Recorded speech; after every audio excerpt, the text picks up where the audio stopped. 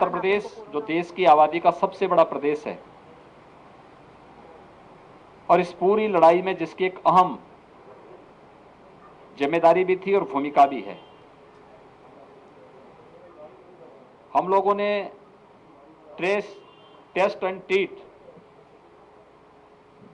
के इस मंत्र को अंगीकार किया और उसके अनुरूप तेजी के साथ निगरानी समिति को और मोहल्ला समितियों को गांव-गांव और मोहल्लों में भेज करके स्क्रीनिंग की कार्रवाई, मेडिसिन वितरण की कार्रवाई,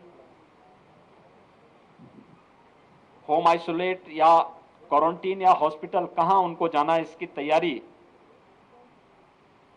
और टेस्टिंग की क्षमता को विकसित करना। उत्तर प्रदेश आज के दिन तक 4,67,00,000 से अधिक लोगों को प्रदेश के अंदर कोविड टेस्ट कर चुका है। इसके साथ ही प्रदेश ने टेस्ट की क्षमता को काफी विकसित किया। मुझे याद है जब फर्स्ट वेव आई थी और पहला मरीज कोविड का उत्तर प्रदेश के अंदर मिला था 2 अप्रैल 2020 को, तो हमारे पास टेस्ट करने की कोई क्षमता नहीं थी। तब हमने एनआईवी पुणे सैंपल भेजे थे। एक भी मरीज को भर्ती करने की व्यवस्था हमारे पास नहीं थी। हमने आगरा के जो कोविड पॉजिटिव पेशेंट आए थे उनको सफदरजंग हॉस्पिटल दिल्ली हमें भेजना पड़ा था, लेकिन आज उत्तर प्रदेश 3 लाख से अधिक टेस्ट प्रतिदिन कर रहा है और मुझे आप सबको बताते हुए संतोष की अनुभूति हो रही है कि पिछले 24 घंटे के अंदर उत्तर प्रदेश में 3,26,000 से अधिक टेस्ट हुए हैं। टेस्ट की क्षमता को कैसे विकसित किया जा सकता है, ये हम लोगों ने इस दौरान यहां पर तैयार किया है। ऐसे ही आईसीयू और आइसोलेशन बेड्स की क्षमता फर्स्ट वेव से पहले हमारे पास नहीं थी।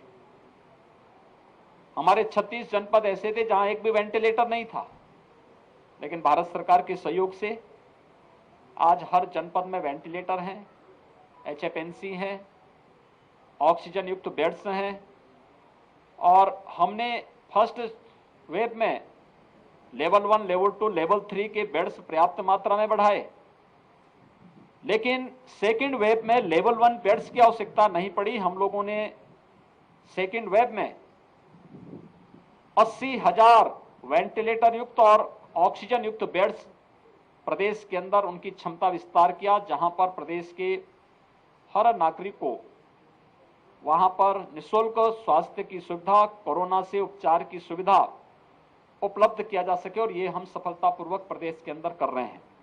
आज इसी का परिणाम है कि प्रदेश के अंदर लगातार पॉजिटिविटी कम हो रही है और रिकवरी बढ़ी है। पॉजिटिविटी की स्थिति है कि प्रदेश के अंदर जो एक बार लगभग 17% तक पहुंच चुका था, आज वह घट करके 2 के आसपास आ चुका है। हमारे यहां जो एक्टिव केस 30 अप्रैल को 3,10,000 तक पहुंचे थे और एक दिन में सर्वाधिक केस आए थे वह 24 अप्रैल को 38,000 से अधिक, आज वह घट करके प्रदेश में यानी न्यूनतम स्तर तक लाने में हमें सफलता प्राप्त हो रही है। एक्टिव केस प्रदेश के अंदर अब 3,10,000 से घट करके मात्र 76,000 पे रह गए हैं और एक दिन में आने वाले पॉजिटिव केस जो 38,000 से अधिक आए थे अब वो 3,900 तक सीमित हो चुके हैं। लगातार इसमें गिरावट है, लेकिन इसके लिए बृहद अभियान चलाना पड़ा। अर्ली एंड एग्रेसिव कैंपेन प्रदेश के अंदर गांव-गांव में, कस्बे-कस्बे में स्वच्छता, सैनिटाइजेशन, फॉगिंग के साथ साथ टेस्ट एंड ट्रीट के इस कार्यक्रम को हम लोगों ने मजबूती के साथ आगे बढ़ाया। आज उसके अपेक्षित परिणाम हमारे सामने हैं।